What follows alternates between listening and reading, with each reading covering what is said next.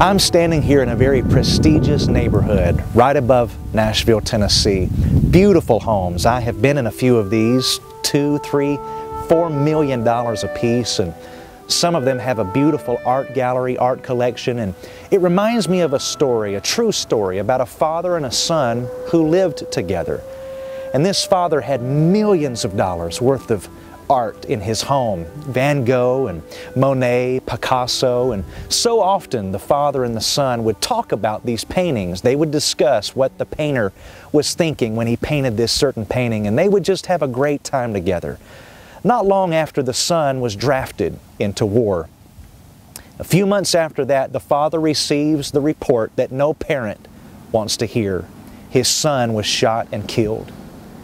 About a month after that, a military man showed up on this father's doorstep with a big package in his hand, and the door opened and the military man said, "Sir, I served in the military with your son," and he said, "Sir, I was the soldier your son was carrying for medical attention when he was shot and killed. Your son gave his life for me."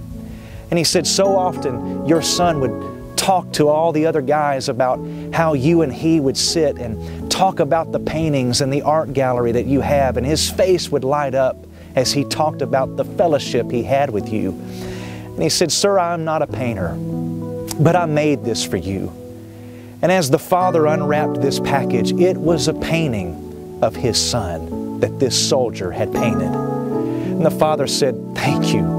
Thank you." In his eyes, you have captured the life that he had. You captured the passion that he had for life. Thank you. And the father was so appreciative that he took all of the Van Goghs, all the Monets, all of the Picassos, and stored them, and he put that one painting of his son in his art gallery. Not long after that, the father passed away. And Sotheby's in New York City held an auction for all of these paintings, and millionaires from all over the world flew in, and they said, "This is our chance. We can get these paintings, millions of dollars worth of paintings."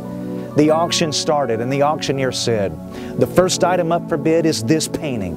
And it was the painting that this soldier painted of this man's son. And the auctioneer said, "Who will start the bidding?" No one made a bid. A minute went by. 2 minutes went by, and people started stirring, and they were getting anxious. They said, "We have flown thousands of miles. We have millions of dollars. We're ready for the good stuff. We don't want this painting." About 3 minutes went by, and an employee for this father was all the way in the back. They were there. And they raised their hand. They said, "I don't have a lot of money, but I've got $10. I'll bid $10 for that painting." They wanted to keep that as a memento to remember their boss. The auctioneer said, "Going once, going twice," sold the painting of the son for $10. And then the auctioneer said something that caught everyone by surprise. He said, "Auction is now officially closed." And the millionaires said, "What? What? What do you mean it's closed?" And the auctioneer said, "It was in the Father's will that whoever took the Son got everything." I want you to know that is a beautiful picture of how God is with Jesus. Whoever receives His Son gets everything. And I encourage you, if you have not made Jesus the Lord of your life, receive Him right now. Just say, "I thank you for the gift of life.